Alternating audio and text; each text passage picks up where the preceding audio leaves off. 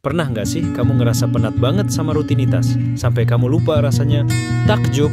Kalau kamu pengen satu tempat yang bisa bikin kamu diem, bukan karena bingung, tapi karena takjub.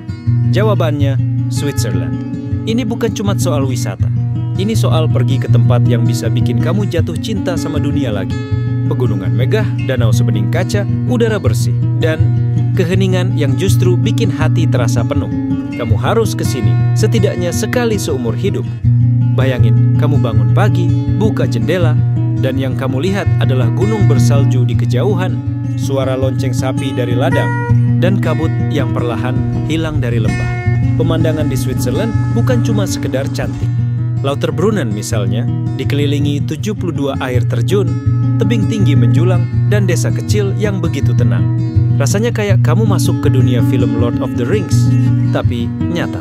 Lalu ada Zermatt, di kaki gunung Matterhorn, puncak yang bentuknya kayak segitiga runcing yang dramatis banget. Danau Brienz yang jernih banget sampai kamu bisa ngaca di permukaannya. Sumpah, kamu akan lebih sering diem daripada ngomong. Karena kata-kata nggak cukup buat jelasin keindahannya.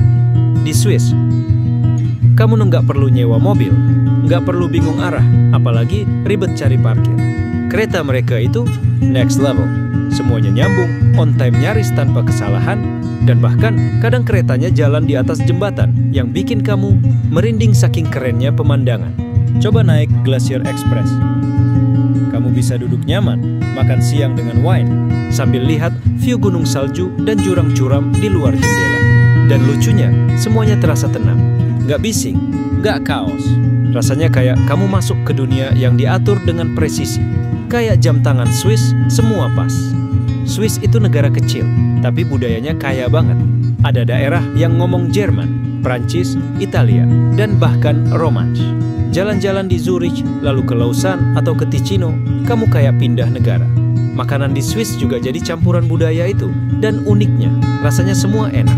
Coba fondue, keju leleh yang dimakan rame-rame bareng roti. Atau raclette, keju yang dicairkan lalu disiram ke kentang dan daging. Dan yang paling ikonik adalah coklat Swiss. Coklat di sini bukan camilan, tapi pengalaman. Lembut, kaya rasa, dan bikin kamu ngerti kenapa Swiss jadi legenda dalam hal rasa. Switzerland bukan cuma soal pemandangan, ini soal merasakan hidup. Banyak orang datang buat ski, hiking, paragliding, dan itu semua luar biasa. Tapi yang paling menyentuh hati justru momen-momen sunyi. Duduk di tepi danau, dengerin angin, lihat kabut naik perlahan dari gunung. Di sini, kamu bisa ngobrol sama diri sendiri. Kamu bisa refleksi tanpa distraksi. Rasanya kayak semua beban di kepala mendadak enteng.